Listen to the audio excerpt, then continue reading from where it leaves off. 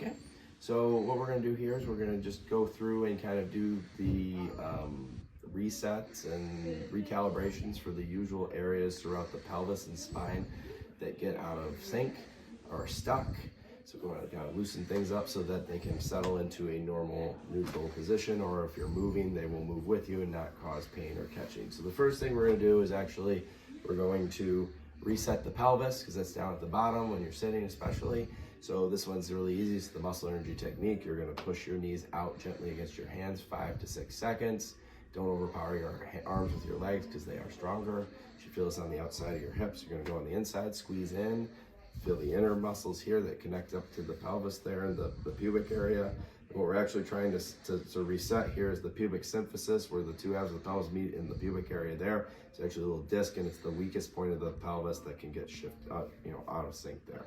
So do that 3 or 4 sets of both of those there, that you may or may not get a pop or click in your pubic area. If it doesn't pop or click, it doesn't matter. It doesn't have to do that to work, and this is a very effective technique.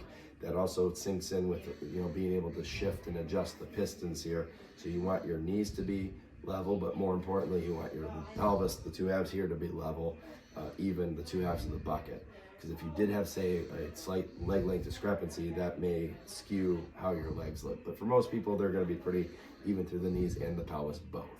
Next, we're going to come up to our 5th wheel. We want to think about that anchoring with the core down through the lower ribs, down through the hips, to keep that core active and keep that lower half of the eggshell anchored there. We're going to take our strap, going to bring that around under the armpits, up high, so just below the shoulder blades. And for women, this is about where the bra strap is usually. Going to anchor this down here, going to keep tension here. Turn just gently, we're not trying to force it. And I should feel some tension around that strap on that side there. I'm going to do about 5 times that direction. I'm going to do 5 times this direction, and say if my first one was tighter, or whichever one's tighter, you're going to do maybe 5 more additional ones in that direction to just grease the wheel a little bit more. So that's the following one. Then we're going to do the same thing up top here, right down here on the base of the neck. So like a gym towel. So I just took a pillowcase and folded it in quarters lengthwise, right across here, the collar line. Pull down here, anchor 1, gonna keep the tension in a slightly downward angle here, and I'm gonna turn my head and my hand only, not gonna twist through the shoulders. I'm gonna anchor all that. I'm just gonna go 5 times one way, 5 times the other way. If one is tighter than the other, I'm gonna repeat that one, and then that gets that. Now the final one, we're gonna take our hands off of the tails, we're gonna crisscross them here, gonna anchor 1, the bottom hand is gonna anchor down, this is gonna come across the cheekbone, not the jaw.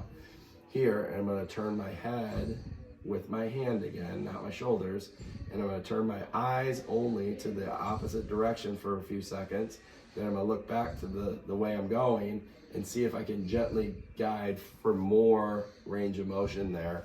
So you want to see if it will gently go farther. You do that 3 or 4 times one way, and then again crisscross here, so this way. And I'm going to come across there, and then 3 or 4 times that way, and whatever one's tighter, you do that the second time, and then that's it. That's how you go through the whole chain.